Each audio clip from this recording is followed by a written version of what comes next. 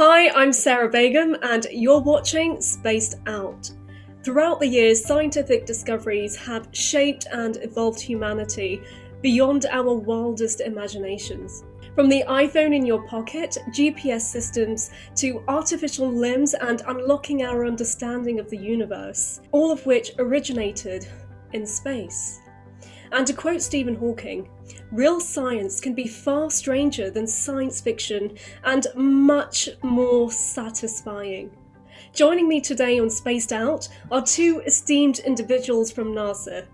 Chief Scientist Dr. Jim Green and Associate Chief Scientist for Microgravity Dr. Tara Ruttley, who will indulge me in a few NASA scientific breakthroughs. Welcome to the show. Thank you so much. On February 18th, NASA's Mars rover Perseverance landed on the Red Planet, and I'm really excited because I reported that the Space Channel, and I celebrated for a whole week. Good, so did I.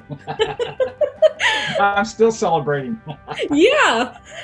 As the brains behind the science, what are your main objectives for this mission, and how are you preparing for it? Well, this was a spectacular mission. Perseverance is a SUV-sized rover landed on the surface of Mars. In fact, here's Mars from as a globe, and this location right here in Syrtis Major, which is right here. This is a volcanic area, but we landed right here on what we would call the ancient shoreline of Mars, because most of this northern hemisphere we believe was underwater.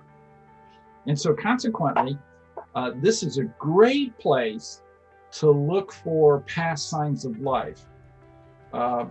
Perseverance landed in what we would call a river delta. A river poured down and then hit a still water area, sediments flowed out, and then when the water evaporated over billions of years, and now Mars is very arid, very desert-like, that sediment turned into rock. And so our plan with Perseverance is to go to these areas and then core the rock. In other words, with a drill, spinning drill, be able to go in and create a core. So here's an example of what a core looks like.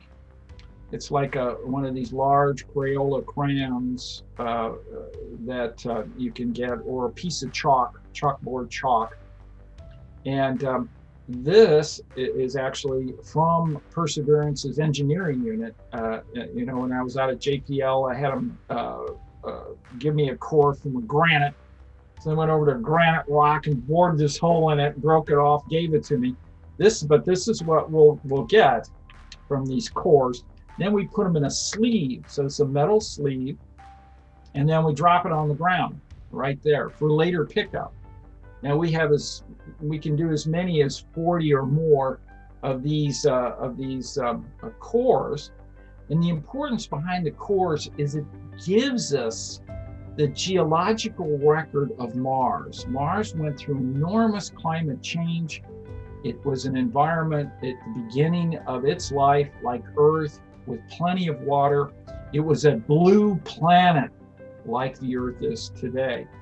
But somewhere along the line, its evolution really changed it into this arid, dry world, as I mentioned. And so we want to know, when we go back in time, if we can get indications from the rock record if Mars had past life. That's really interesting. I have two questions to follow up on that. What type of life forms are you expected to find or discover through this mission? And the other is, I'm fascinated to understand if Mars was a blue planet and now it's a red planet and it's similar to our Earth, then do you think that the same could happen to our planet from climate change, from the effects of climate change? And if so, the other confusing thing is, why are we heading to Mars if life is on Earth and Mars is now an arid desert, which I'm just confused. Can you please help me Sure. understand? Well, actually, the thread that you just said is the right way to think about it. We are so lucky in our solar system to have planets like Venus, Earth, and Mars. They are at different locations from the sun. They are large, solid bodies, and they have evolved over time differently. And the difference is significant. Venus is an Earth-sized planet, but it has a very harsh climate. It has huge temperatures. It's a very volcanic planet. The pressure on the surface of Venus is 90 times our own pressure. It's really crushing. And it's because it has an abundance of greenhouse gases. So by studying the planets, which are at different locations around the sun, there are different parts of their evolution. We're realizing that what's happening on Venus can happen on Earth. What's happening on Mars can happen on Earth. It's what is the evolutionary track of Earth? And we only understand that by studying these other planets. And so doing that, going into space, studying these planets is really critical for an understanding of what will happen on Earth next. So interesting. Gosh. So do you think we'll turn into Venus or Mars? Well, right now, we're moving into a hotter climate. Climate change on Earth is a major discussion. I'm a planetary scientist, so when I look at the evolution of the climate of the Earth, I look at it over its whole period of since it was created about 4.6 billion years ago. So what I can tell you is the climate has done nothing but change. So what will it change into? And right now, we're moving into a hotter environment. We're going to be more Venus-like than Mars-like. Okay, so what is the benefit of going to Mars for humans colonizing Mars and leaving Earth? Well, we do want to go to Mars. We do want to be able to learn to live and work on a planetary surface and set up a base, make all sorts of discoveries. And it's not like we want everybody from Earth to move to Mars. The concept is we're moving out into the solar system. We are the first species on this planet with the ability to leave it and go out into space. Why don't we do that? Because we have that huge gene in us that wants to know things, that wants to explore, that wants to discover. And we think Mars holds a whole series of secrets that we would like to know about. For instance, did life start on another planet besides Earth? Mars might be able to tell us that. Answer that question. I love it. Can you tell me a secret? Can you share with me some exclusive information from the Perseverance mission, please? Yeah, sure, of course. Perseverance has landed and it's already started to make a variety of measurements. Now, what we find is that it is measuring a variety of what we call basaltic material. Basaltic is melted rock that then has moved and been transported to the area it's at, because the volcanoes are actually very far away. So whether the volcanoes were very active and threw material into the location where Perseverance is at, called Jezero Crater, or it went into the lake or water which brought it there, we can't tell at the moment. But that's just one of the mysteries that we've started to find, and then we'll try to untangle it. Oh wow. How big are the teams working with you on this mission? Well, there's probably 300 scientists worldwide that are involved in analyzing data from not only Curiosity, there's a huge set there, but also Perseverance. Now we have 2 big rovers on Mars right now. And what's your biggest desire, a mission as the chief scientist of NASA, and especially for this mission? Well, I want to bring the rock record back. That's what we're currently planning. When we drop these sample tubes off on the ground, Mhm. We then want to go around with another mission, collect them, put them into a Mars ascent vehicle, have that lofted into space, and that set of samples captured and then brought back to Earth. And once they're in our laboratory, then we can really tease out what's happening. For instance, there are 5,000 or so minerals on Earth. You walk around, you pick up a rock, you look at the mineralogy of the rock, that means its composition, how it's put together. And out of that 5,000, 300 or more of the minerals that we see on Earth can only be made under the conditions of life. And so that rock record will tell us how the climate changed, but also perhaps can tell us if life started on Mars too. And that's why it's important to bring this rock record back. That's amazing. Well, I hope it happens soon, and I would love to see us colonize Mars as well. I want to be there as well. It's so crazy. I've traveled around the world, and no matter what language somebody speaks to me in, I understand them. Isn't that nuts? Well, my daughter is really good at languages too. I'm not. Oh, do you speak any other languages? Yes, I do. Fortran and C++. What's that? Those are computer languages. I speak an Amazonian tribal dialect. Does that count? Is that related to Amazon.com? No. Why does everyone say that? I went to a girls' school for International Women's Day, so I'm a real life Amazon warrior queen. And when the teacher introduced me, she was like, "What does that mean? Do you sell things on Amazon?" I was like, "No, the rainforest. Come on, the rainforest." She was like 16 years old. I was like, I've got to teach these girls what the Amazon rainforest is. Yeah, that's actually very important. The Amazon rainforest picks up an enormous amount of CO2 in the atmosphere, and there's actually several major forests that do that. Another one in Africa, in the Congo region. Another one in Asia, in Malaysia, and those areas. Those are really key forests in the equatorial area that pick up an enormous amount of CO2. It's very important to the health of our planet. You know what? Exactly. I mean, that's what drove my dreams and my mission to eliminate air pollution with creating a sustainable flying car of the future, or a space satellite that does exactly the same thing. I was thinking, what if we have a satellite in orbit that cleans up the air? Is this possible? That's a good question. What we use the satellites for is to monitor and find out what the compositional changes in the air are like. So that means where are sources of CO2. CO2 is carbon dioxide, and that's a greenhouse gas. But it's not the only greenhouse gas we have on Earth. There are several others. Another one is methane. And another one that's really important turns out to be water vapor. Okay, that's a greenhouse gas.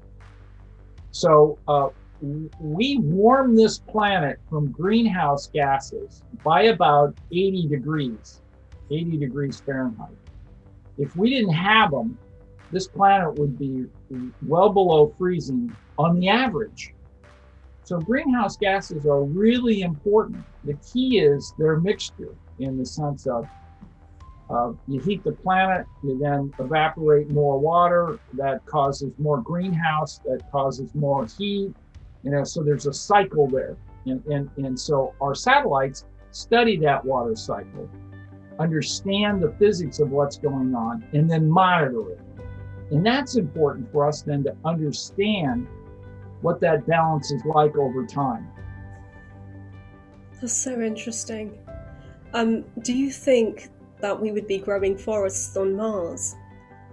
I really like that question. And the reason why is right now in Japan, this research is all about what does it take, at what temperature and pressure can we grow trees? And that means as humans start to go to Mars, learn to live and work, and that climate will change because of human influence, we expect the temperature of the planet to rise. And there'll come a point where we can grow trees. The question then is, does Mars have the soils to be able to sustain that? And we think it does. It has all the right stuff. And yes, Mark Watney could grow potatoes on Mars. Yeah. Okay. Yeah. So, right now where curiosity is at, we know a lot about the soils.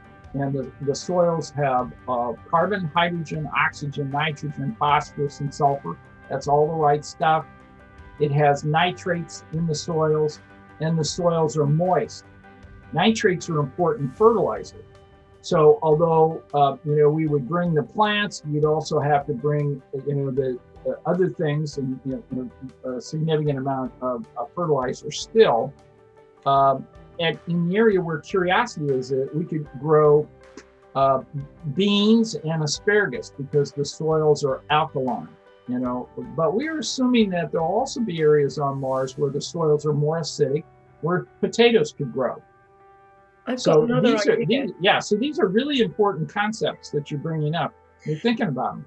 But I think that aliens are giving me this information because I've got another one. So for the Martian samples that you'll retrieve, would you be able to collect enough soil from Mars to try and grow trees on Earth using Martian soil?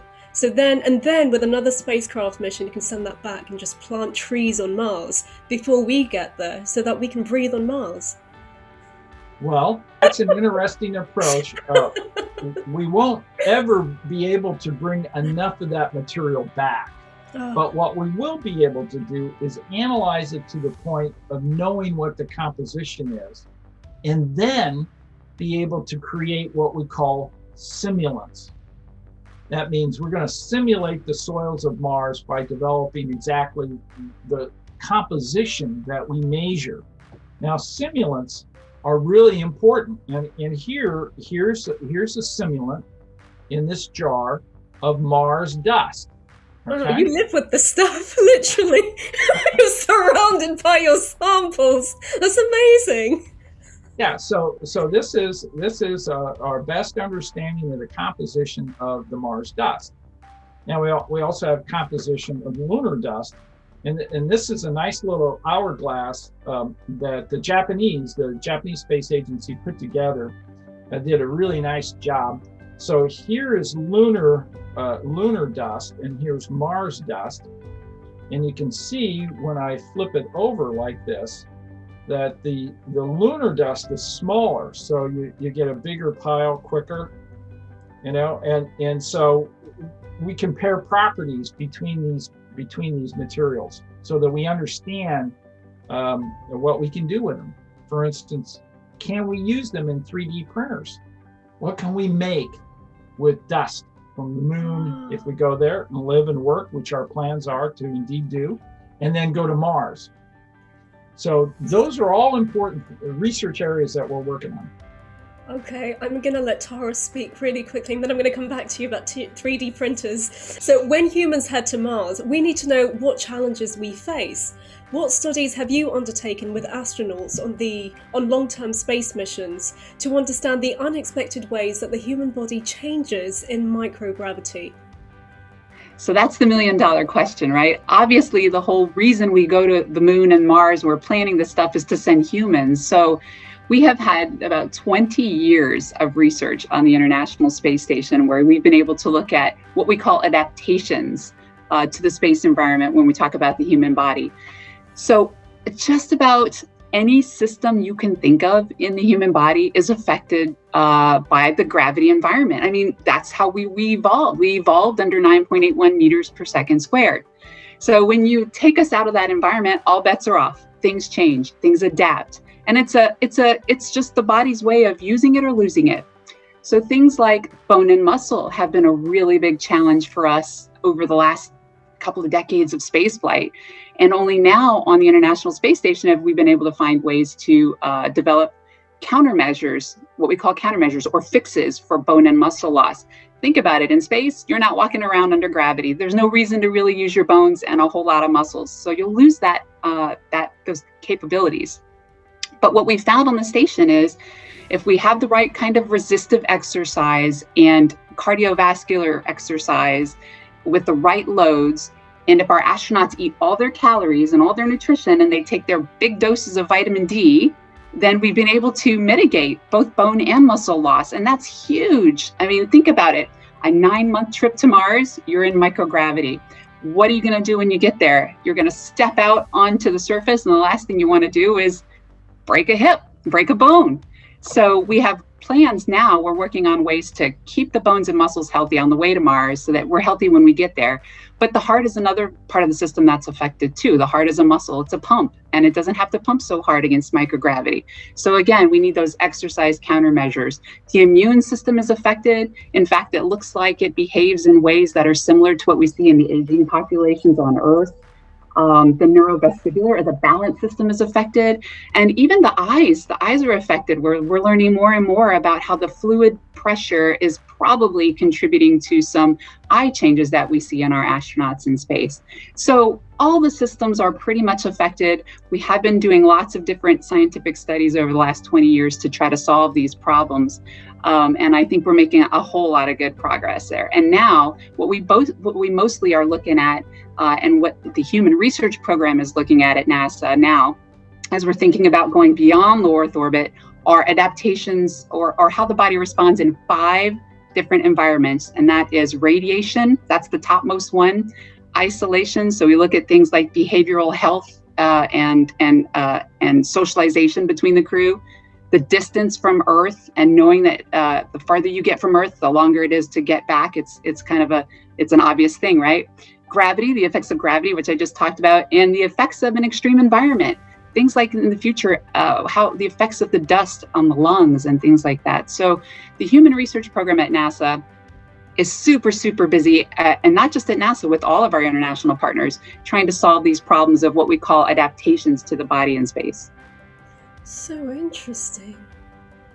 I'm in. Yeah, I would say, Sarah, I often think of it like this. We evolved and we look the way we do. We are built the way we do because of gravity. And it makes me think that when you take that gravity vector away, like we see our astronauts on the station, their faces become puffy because of all the fluid shifts, and their legs become wiry like bird legs.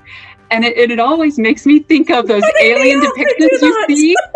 It's right, like the alien depictions you see in sci-fi, the big eyes and the big head and the lower wiry body. Yeah. You can kind of see how that could possibly be when you talk about these different gravity environments. I knew you'd like that. Yeah. I always actually had this theory that we adapt, our physical body adapts to the immediate environment. And I've seen that, I've been a witness to that from the different terrains that I've traveled to. People and their direct relationship with the environment has a huge impact on their physical body, on their physiognomy, on the way they function. And yeah, exactly, the way they function.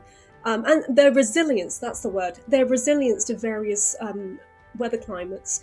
It's so interesting. It's just so interesting to see. It's scientific and philosophical, isn't it? It's a mix of both. That's the bridge that I've been walking on recently. Right. Between philosophy and science, and it's all related. And I've been studying Einstein's theories, and it's just so interesting. It's so interesting how everything's connected. Everything is just connected. I didn't think I'd be having this conversation with scientists. I'm so glad you understand.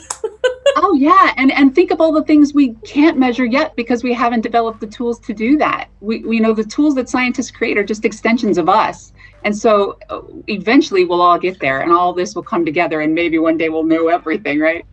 Exactly. Oh gosh. What about the 3D printing? How does 3D printing and microgravity work? When will we see it happen, and what kind of products are we expected to see it create? Well, good news is we've already sent a 3D printer to space.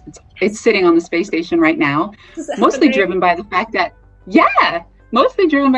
we send out thousands of parts every year. We store thousands of parts, pounds of parts on orbit every year, and then we send thousands back, and that's a waste of resources. So if you can imagine what that might be like to go beyond low Earth orbit, where you can't even easily go up and down so well. So in 2014, we sent up the first 3D printer. It was sent to station as a technology test, and it was developed by a company called Made in Space.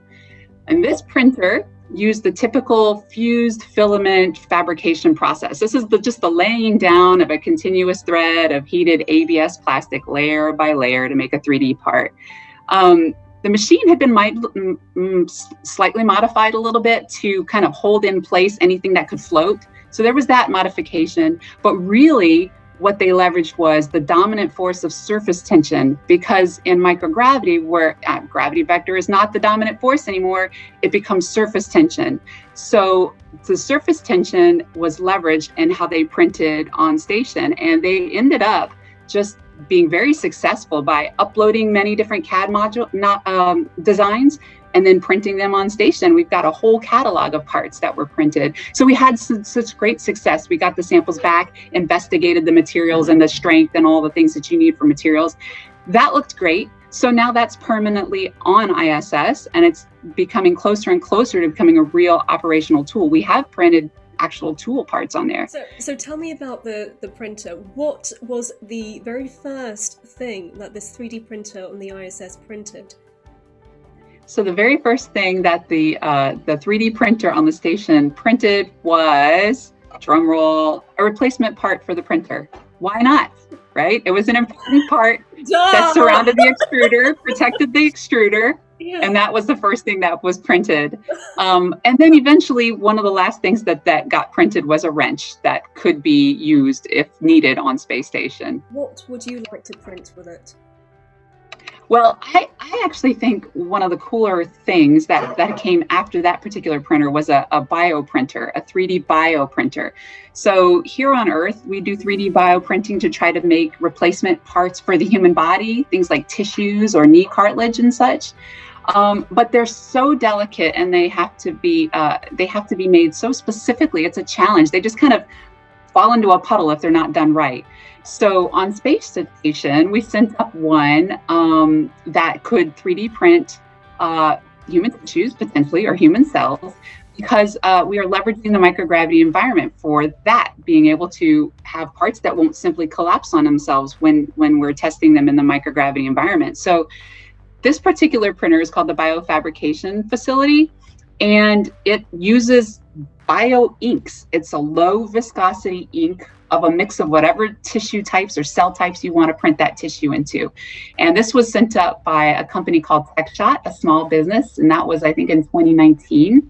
And they've been experimenting with this ever since. And they have actually been able to make, so far, they've printed knee cartilage and a very large mass of human heart cells. So they've been very, very successful there. And so that's another example of doing stuff in microgravity that you couldn't otherwise really do easily in the gravity environment.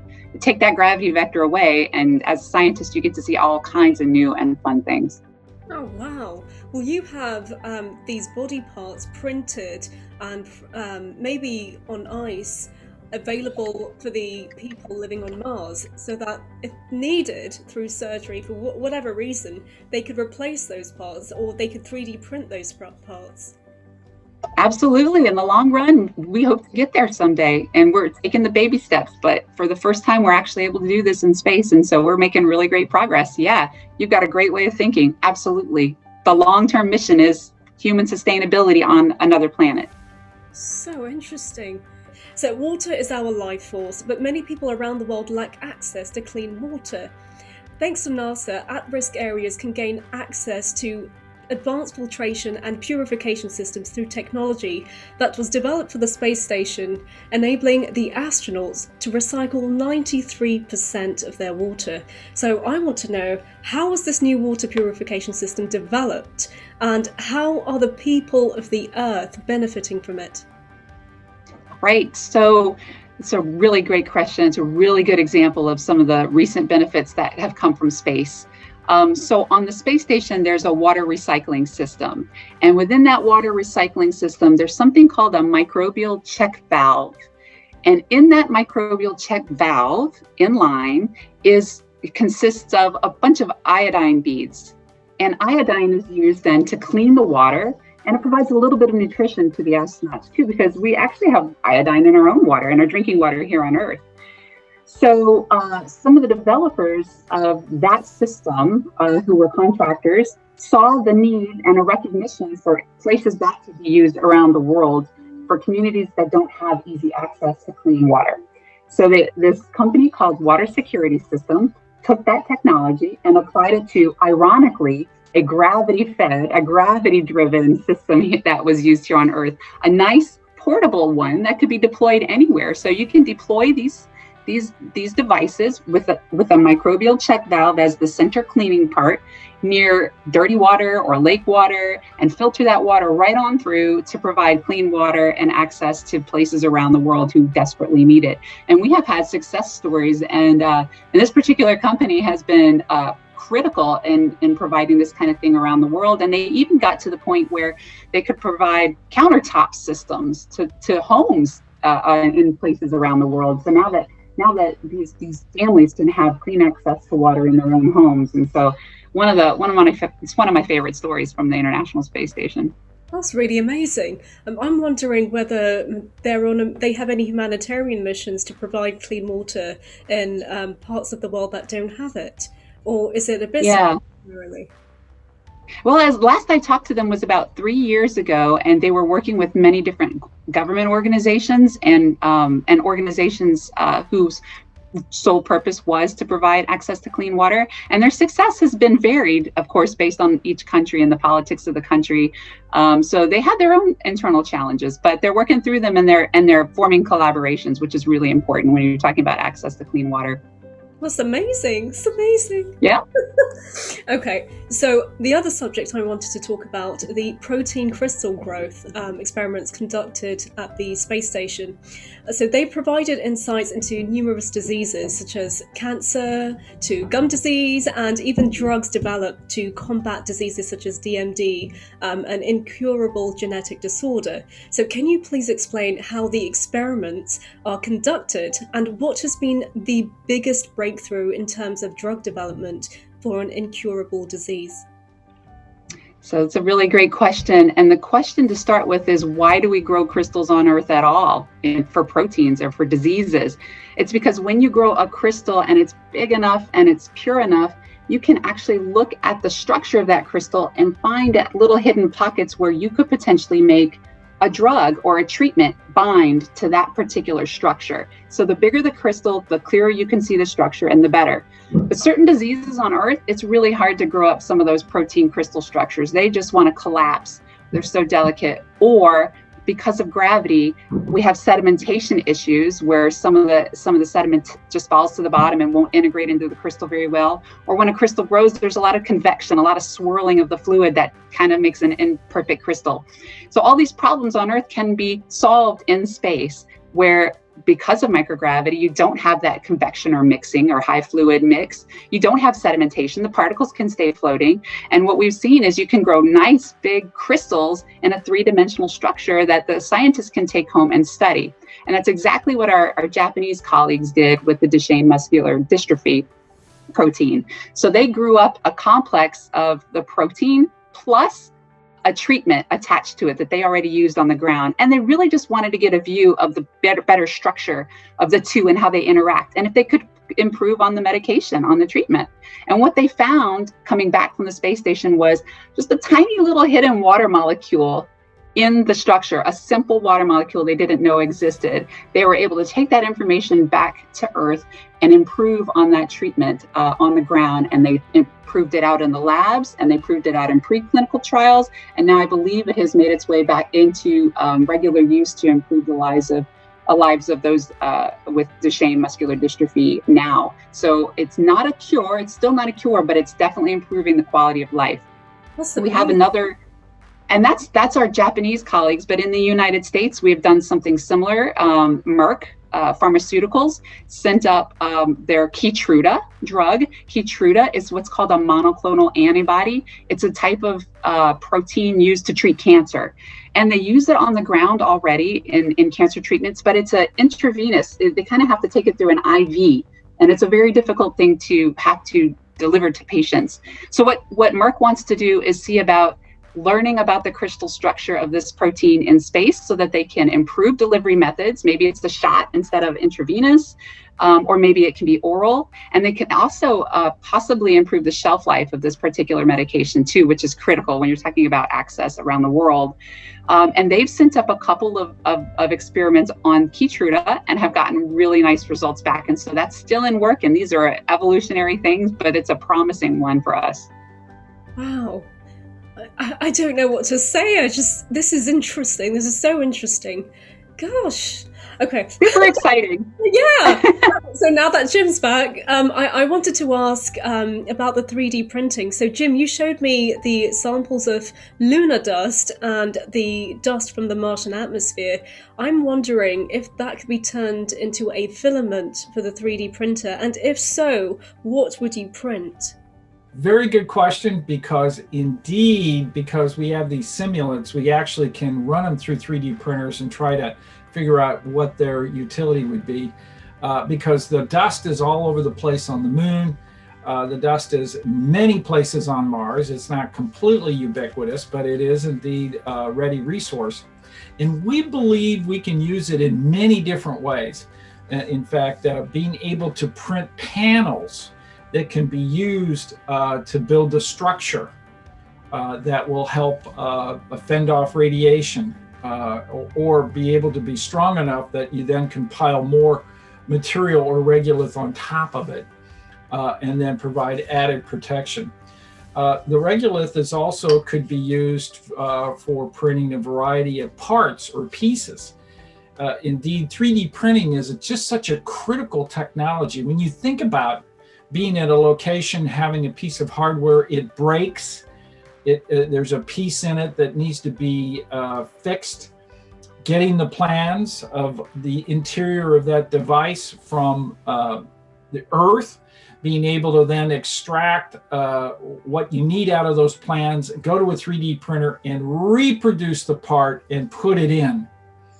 And even if it works for a while and breaks, you can always make another one, because you have a readily supply of the material around you in terms of lunar dust or in terms of Mars regolith. So 3D printing is going to be a real critical capability to keep all kinds of infrastructure, hardware, and mechanisms working for us, and providing, as I mentioned, even protection against the environment. Wow. Gosh, I'd love to see our efforts on the moon and Mars develop, and it would be interesting to see if an entire infrastructure was built just from 3D printing, you know? Imagine that, structures on the moon, buildings, houses, like all kinds of stuff. Like I can just, my mind boggles. Well, NASA, about a year and a half ago, ran a competition in terms of having a number of companies that have a variety of 3D printing systems to 3D print a structure, something that then we could use the local resources and then build a structure. And then that competition was tremendously successful. Several companies built some really spectacular looking structures. One was selected as the winner. That structure enabled the minimum use of material, but the maximum space that was created. And so you can get on the web and look at many of these results from that contest alone. Other life forms beyond this solar system that maybe we could discover with the right tools. For example, the right spacecrafts. Can we have miniature scientific missions aboard these spacecrafts on interstellar missions to see if we can further our understanding of other life forms beyond what we already know? Right. Well, that is indeed what we want to do. Yeah. Okay. We'd love to be able to do that. And so we're doing that in what I would call a stepwise fashion based on our ability. So the first part to that is we're looking for life beyond Earth. And we do that first in the solar system with spacecraft. We also do that with telescopes, and even telescopes in space, to look beyond our solar system, looking for planets around other stars. So, in my lifetime, in the 1990s, for instance, we started to see our first planets around other stars. now we've had spacecraft go up and do the same thing using a variety of techniques. And based on that set of data from a spacecraft called Kepler, we now know there are more planets in our galaxy than there are stars. So this is what we would say bodes well for the concept that maybe some of those planets are habitable, to the point where they may have and harbor intelligent life. We don't know that, but we're working hard to try to figure out how to interrogate planets that we find that are Earth-sized to really understand if they are habitable with intelligent life. I have this crazy idea. It's kind of science fiction, but why not? What if we 3D print what's closest to a human being and send that on a spacecraft mission to enter the orbit of these other planets, exoplanets for example, and see how they survive? And make that 3D printed human robot responsive to the occurrences and the changes that they experience on that planet. It's kind of scary. It scares me saying it. Well, I don't know what's coming out of me. Well, your thought process in this is similar to what NASA thought about many years ago when we launched first the Pioneer spacecraft that actually would fly by the giant planets like Jupiter and Saturn, and then have enough energy to actually leave the gravitational influence of the sun and go out into the area between the stars. And so a big effort was made to try to put some sort of communication to whoever would find this spacecraft on who the inventors were. And so on Pioneer 10 and 11, these were plaques, and the plaques had images of the planets, images of showing the spacecraft, and then next to the spacecraft is a man and a woman, so you could get the size of a man and a woman, and then from the planets a trajectory that goes from the Earth by Jupiter and then out into space, so they understood where this man and a woman about the size of the spacecraft came from in our solar system. So that's what's communicated in the plaque. And then for the Voyagers, Carl Sagan developed a golden record of sounds and also images in digital form. Wait, I remember this. Yeah, so that's the Voyager golden record. Yeah. And that's on Voyager 1 and 2. Where is it now? Voyager 1 and 2 have just left what we call the heliopause. So they're on a trajectory to completely leave the influence of the gravity of the sun, but they're far enough away right now that they're actually measuring winds from other stars. And so that's about 130 to 135 astronomical units away from us, where one astronomical unit is the distance between us and the sun. Wow. That's incredible. So I'm interested to know, where is NASA going next? So what will be the next scientific breakthroughs for NASA in the future? Can you please enlighten me on what we're expected to see? Well, let me talk about it in this way. NASA has a number of scientific disciplines, all right? Tara will be the expert in life sciences and in biology, and we're doing a number of new things in that area on Space Station. In the area of heliophysics, we're actually studying the sun in new and unique ways and really be able to launch spacecraft that right now are interrogating the sun closer than we've ever been before. You know, the Parker Solar Probe is doing that right now, making really close passes. That's telling us where on the sun we believe the wind, the outgassing from the sun, occurs in the upper part of the atmosphere. We call that the solar wind. The sun constantly outgasses. And so where is that coming from? Why is that happening? And that mission is really tackling some of those really great problems and understanding them. From a planetary science perspective, we're getting ready now to launch a mission to the beautiful moon Europa. Now, Europa is about the size of our own moon, orbits Jupiter, and it is what we call an ocean world. It has an icy crust, and underneath that icy crust is an enormous ocean. In fact, we believe there's more than twice the amount of water in the Europa ocean than there is on this planet alone.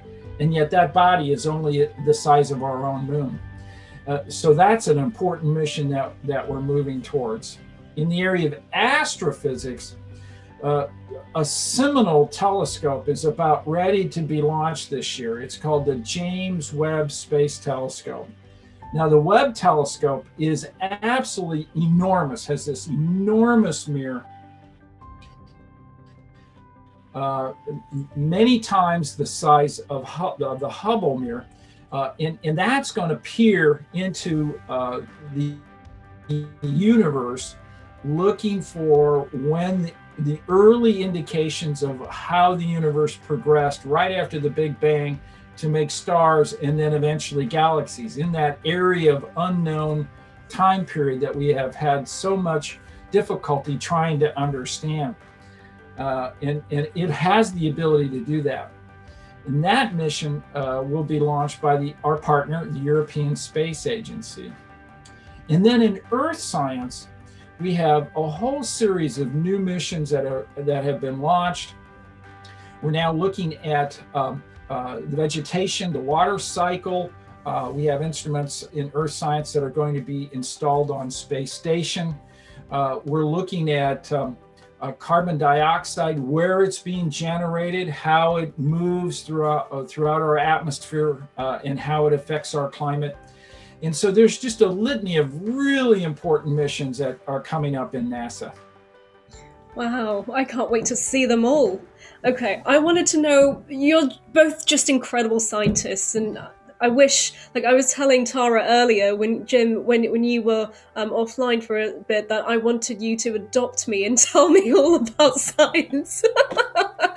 But I wanted to know what inspired you both to become a scientist, and how did you end up working for NASA? And what are your dreams now in your roles or in your lives? Well, for me, what really got me going was in high school. I was good in math and good in science, and good in history too, by the way.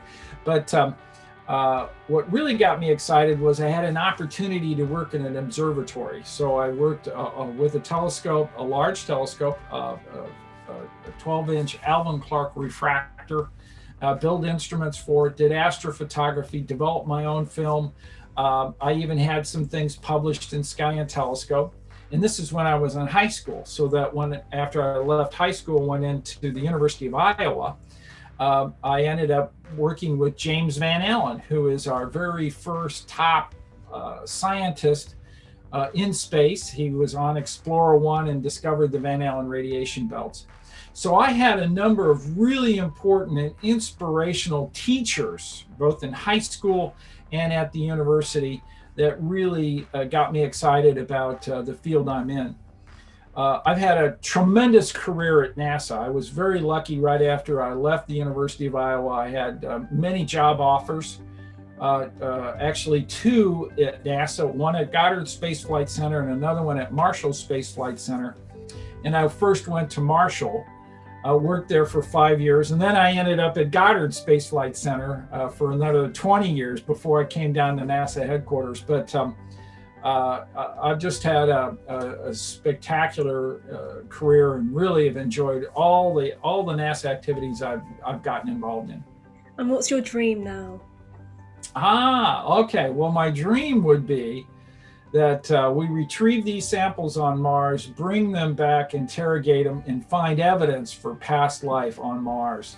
That's a real game changer, because if we can find evidence of life in another location beyond Earth, then that means life is everywhere in the universe, in different places in our solar system, but also all over our galaxy.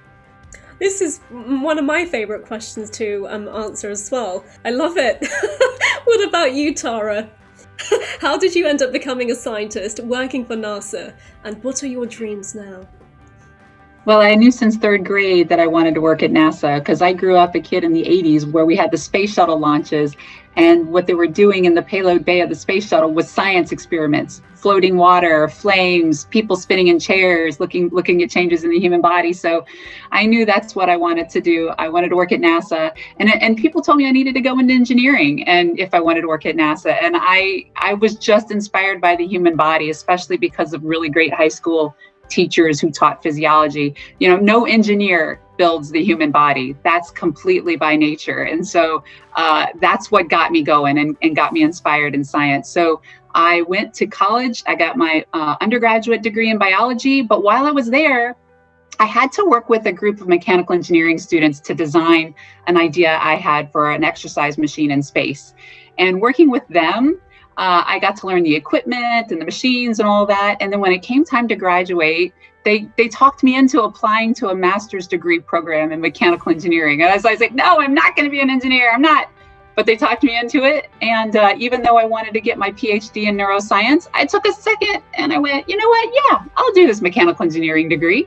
So I ended up getting a master's in mechanical engineering. And right before I was done about to graduate, I had submitted my resume to NASA, who was in a hiring freeze, but they called me anyway and said, hey, we need you, someone with both those backgrounds, to come and work for us in a new division inside the engineering directorate called the Biomedical Systems Division. And we need you to come make exercise equipment and medical equipment for the space station. So I'm not saying no to that. As a permanent NASA position, I ran to Houston and started to work as an engineer at NASA. But at the same time, for me, please. Houston, Texas. Yeah. Say again?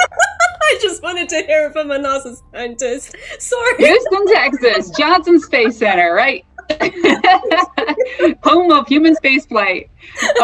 And that's where I got to roll up to every day. The big rockets at the Johnson Space Center in Houston, Texas, where I was an engineer for 8 years, but I concurrently got my PhD in neuroscience and then moved over to the space station science office, where we were a tiny little science nerd organization in a big engineering vehicle organization. And it was our job to communicate and about the science on station and make sure the science got done. And that's where I stayed for 10 years until I moved up here 2 years ago to work with Jim at NASA headquarters in DC. So it's been quite a ride. I've had a blast. This is the dream career, more than I could have ever imagined. And what's next for me, I hope, is to make it to low Earth orbit someday, or maybe even the moon. I'd like to go to space, so I'm still working on it. How can anyone interested in NASA's programs stay up to date or get involved? Yeah, there's a variety of ways. We have some spectacular set of information that's constantly coming out about our programs, both on the web, but also in our social media. NASA has a whole array of podcasts, for instance, in addition to things that they post to YouTube. So it's actually pretty easy to be able to figure out what NASA's doing based on the area of your interest. Okay, Jim, so I believe you have a podcast. Can you please tell us more about it? I do. It's called Gravity Assist, and it's really all about an opportunity for me to interview some of the top scientists doing this fantastic work. And do it in a way where it's very conversational. It's like everyone is eavesdropping on a lunch we're having together, talking about science. So I learn a lot. It's a spectacular opportunity to bring forth the things that aren't going to be in textbooks for maybe 10 or 15 years, the latest discoveries that are going on in NASA. Oh, wow. I'm going to listen to them. I'm making a note. Gravity Assist. Where can I find it? You can get it www.nasa.gov/podcasts. It shows you all those that NASA's doing. You find it on our list. You can get it in iTunes and in other areas. Amazing. Thank you so much. Okay, that's it. Now I have to promote the Houston podcast to match Jim. Go on. Tell me all about the Houston. Yeah, so Johnson Space Center also puts out a podcast called Houston, We Have a Podcast. And it is all focused on human exploration of space. So it ranges from things like what's happening on the International Space Station to the latest and greatest about the astronauts who have been on orbit or who might be coming on orbit, and technologies that are advanced just by using the low Earth orbit environment. So I would suggest you check that out. You can find that on the nasa.gov pages as well, or just Google Houston, We Have a Podcast. That's amazing. I have 2 podcasts to listen to now. This is incredible. I love that you both have a podcast. But it's all good, right? It's all good. You're not going to be competitive after this. No. They're different.